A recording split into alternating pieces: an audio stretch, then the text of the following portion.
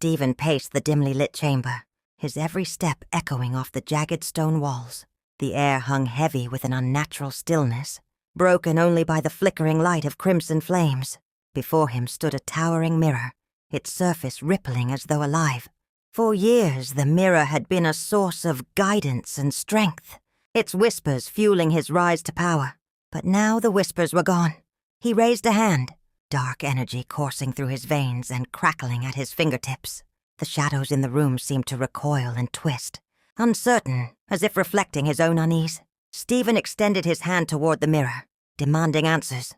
"Why do you falter?" he growled. "Show me what I need." The mirror trembled, its surface clouding over before cracking in several places. A voice emerged from the fractures, low and resonant, speaking in an ancient tongue. Though the words were unfamiliar, Stephen felt their meaning settle into his bones.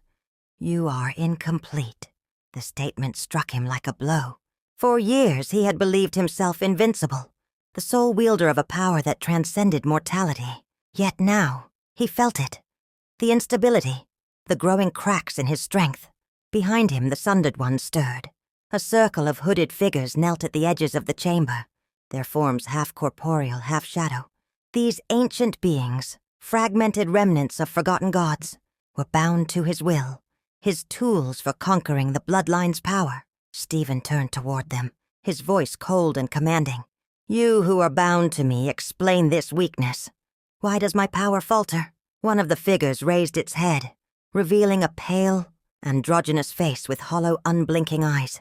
Its voice, soft yet grating, carried a weight that made Stephen's skin crawl. "Master, your strength wanes because the Bloodline resists you. It was never yours to claim." Stephen's eyes narrowed, his fury simmering just beneath the surface. "The Bloodline is mine by conquest. I destroyed its keepers and claimed their power for myself." The Sundered One tilted its head, a faint smirk playing at the edges of its expression. "The Bloodline cannot be conquered, only inherited. It belongs to the Chosen, and he rises even now." The chamber fell into a heavy silence. Stephen's mind raced, his thoughts drawn to a single name: Krystos. "He is a child," Stephen spat. "Untrained, weak." "Perhaps," the Sundered One replied. "But the blood calls to him. So long as he lives, your power will remain fractured. The bond between you and the Chosen cannot be severed." Stephen clenched his fists, the air around him crackling with energy. "Then I will sever it. I will crush him and claim the Bloodline's power entirely." Another Sundered One raised its voice, hollow and haunting. "Be warned, Stephen. To destroy the Chosen is to risk unraveling the Bloodline itself.